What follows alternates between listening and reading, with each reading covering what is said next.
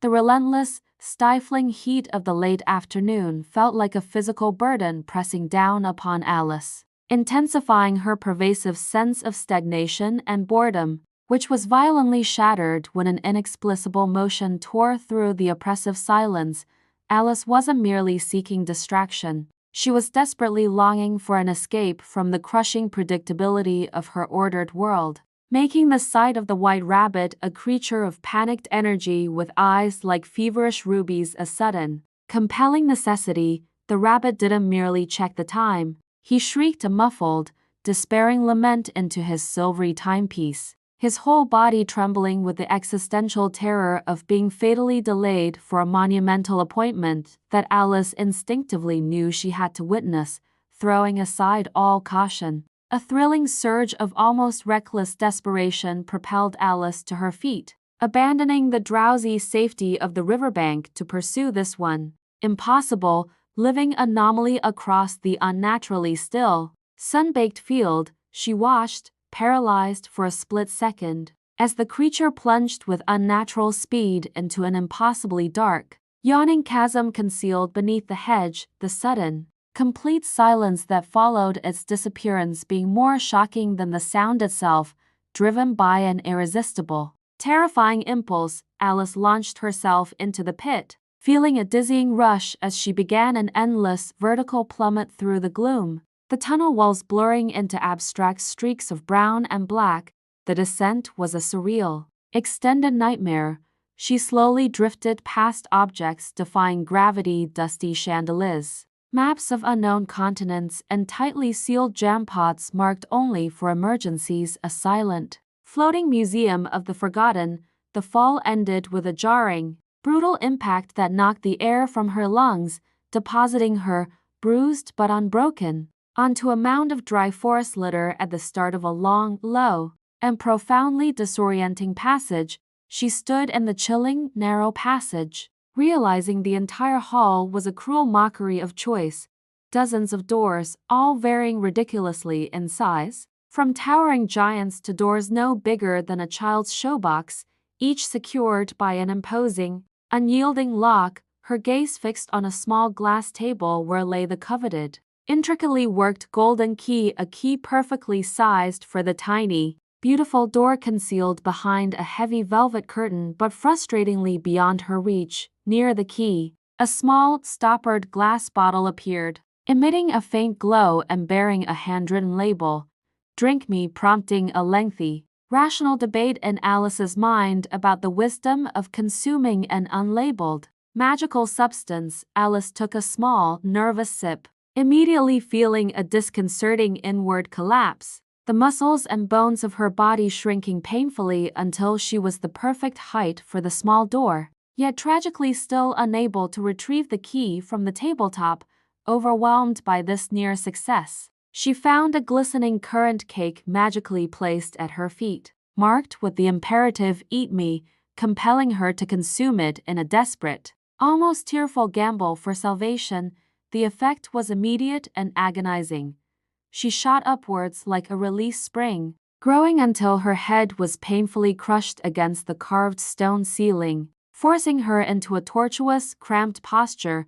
This physical agony triggered an emotional cascade. She wept great, scalding tears of pure distress and loneliness, their immense volume quickly flooding the hall and merging into a vast, dangerous lake. She now found herself paddling for survival in her own salty reservoir of sadness, forced into close, uncomfortable company with the haughty mouse and other sodden creatures who were equally terrified by the unnatural conditions.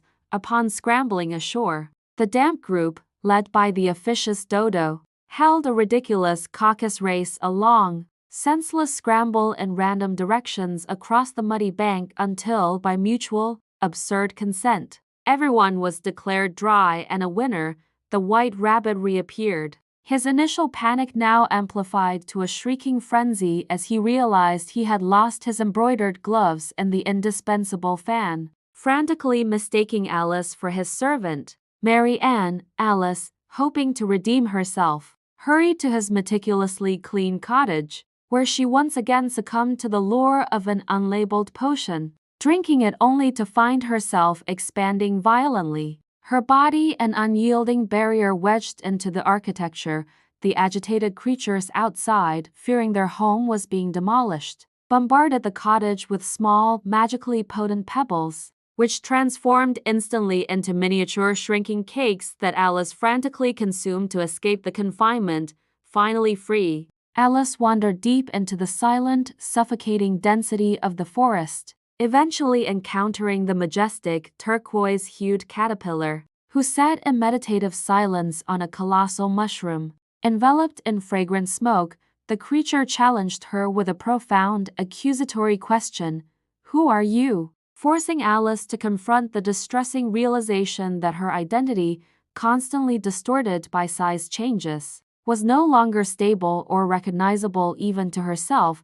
The caterpillar, with an air of superior wisdom, finally offered the key to stability: the two sides of the mushroom, granting her the ability to manipulate her height with conscious control, if she dared experiment. After several chaotic, dizzying attempts, stretching her neck so long that she was attacked by an angry pigeon, and then shrinking until she was minuscule, Alice finally managed to stabilize her size and continued her bewildering journey. She reached a chaotic, crumbling mansion where the irritable Duchess, the aggressively pepper-obsessed cook, and a howling infant were found in a state of violent domestic disarray. The air thick with airborne pepper and hurled cookware, the Duchess shoved the screeching baby into Alice's arms, and as Alice carried it away from the chaos, she watched in profound astonishment as the infant's human features melted, morphing into the face of a disgruntled piglet, which she gently released into the foliage. Alice was then intercepted by the haunting, magnetic presence of the Cheshire Cat, whose colossal, mischievous grin hung permanently in the air, often preceding or following the rest of its striped form as it faded in and out of existence. The cat cryptically directed her towards the March Hare's desolate property, where she witnessed the ceaseless, ridiculous tea party and endless celebration of unbirthdays, governed by the Mad Hatter's illogical, frustrating rules. Alice found the party insufferable, enduring the Hatter's meaningless riddles, the Hare's blatant rudeness, and the Dormouse's repetitive slumber, before finally departing in a huff, declaring the gathering the most senseless thing she had ever witnessed. Leaving the party's noise behind, she discovered a magnificent garden where fear was the prevailing emotion. Watching card soldiers frantically applying stolen paint to white roses, terrified of the impending royal inspection, the royal procession swept through, headed by the tyrannical, volatile Queen of Hearts, a figure of supreme, unpredictable power whose loud, furious voice echoed with the constant threat of lethal violence. Alice was drafted into the Queen's absurd croquet match, a nightmare of non-cooperation involving reluctant hedgehog balls, unpredictable flamingo mallets, and crooked card soldiers acting as unstable arches. With every misplaced shot or minor infraction, Alice witnessed the chilling frequency of the Queen's arbitrary, blood-curdling decree: "Off with their heads," a sentence carried out without hesitation or mercy. The reappearance of the Cheshire Cat brought the game to a halt. The Queen's command for immediate execution was derailed by the executioner's logical dilemma: how can one behead a body that consists solely of a floating, detached grin? The terrifying farce climaxed as Alice was dragged into the noisy, bewildering courtroom, a chaotic spectacle where the Knave of Hearts stood mute trial for the great crime of the Queen's stolen tarts. The witnesses were a parade of absurdity, the Mad Hatter rambling about the date, the March Hare offering useless opinions, and the cook refusing to speak of anything but the excessive use of pepper. As the White Rabbit read the final, most trivial piece of evidence, Alice felt the familiar, overwhelming surge of growth, expanding violently until she dominated the courtroom, her hair grazing the rafters, towering over the fearful court. Alice found her voice and courage, shouting down the Queen and declaring the entire trial, the jury, the evidence, and every participant to be utterly meaningless and lacking any legitimate authority.